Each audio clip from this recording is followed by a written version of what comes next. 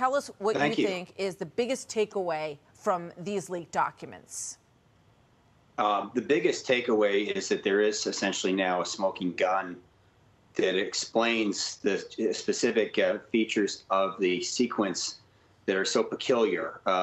This has been the sequence itself is like a fingerprint at a crime scene, and this genetically unusual piece of the puzzle in the sequence is this thing called a furin cleavage site, which allows the virus to spread from bats to humans and among humans in a highly pathogenic way. The fact that the Wuhan Institute with EcoHealth Alliance, their U.S. partner, were applying for funding to do gain-of-function research explicitly to endow a bat-borne coronavirus that is related to SARS with the furin cleavage site so it could essentially kill humans.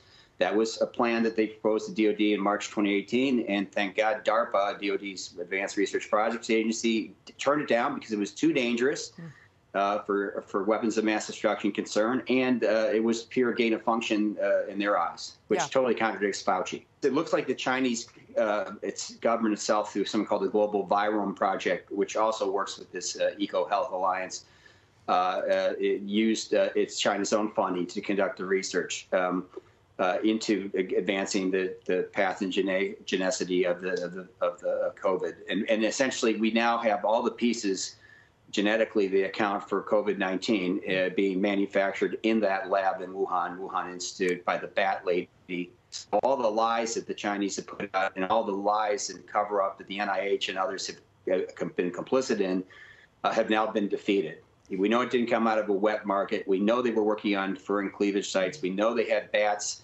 pangolins, and humanized mice all in the same lab, and they were doing gain of function among them to create a super coronavirus, which is something that looks just like COVID-19. So, and we know Peter Daszak, who has this American company, EcoHealth Alliance, was working with them. And you know, there's enormous frustration.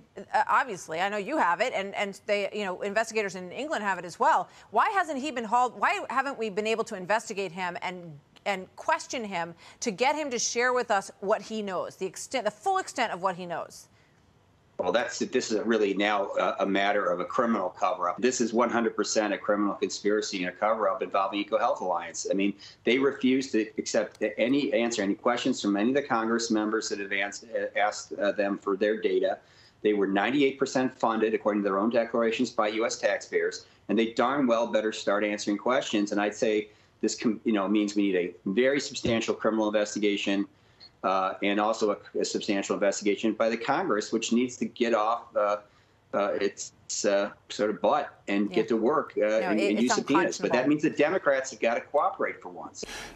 Sadly, I'm going to predict that, within, 2, 3, 4 months, we're going to have another variant, and that variant's going to be more infectious than the Delta variant. This is what happens when Frankenstein's monster gets out on the loose. And, the fact that the U.S. government has any relationship still to the Wuhan Institute through this EcoHealth Alliance is, frankly, in my mind, criminal.